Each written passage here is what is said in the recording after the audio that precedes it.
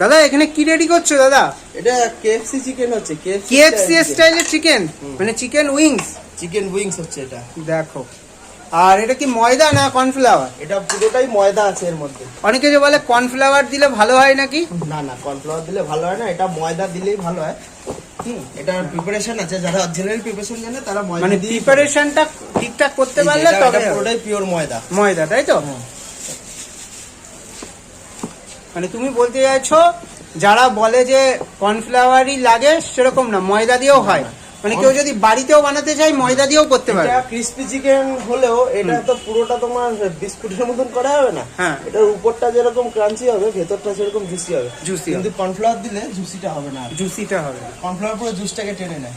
ও, আর ময়দার দিলে juicy juicy ভাবটা আসবে, তাই তো? একদম একদম। দেখো,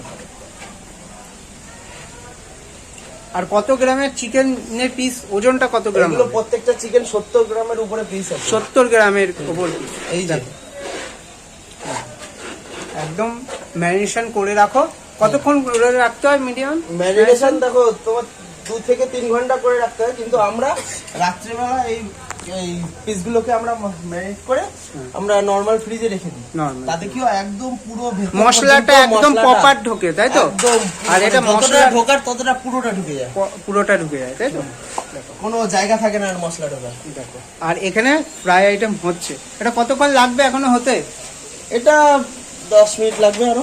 দেখো একটু তোলো, এতে পুরো একদম কেএফসি স্টাইল, তাই তো? দেখো কেএফসি স্টাইলে হচ্ছে, কিন্তু দামে কিন্তু কম। মানে 2 পিস 70 টাকা, 1 পিস 35 টাকা, তাই তো?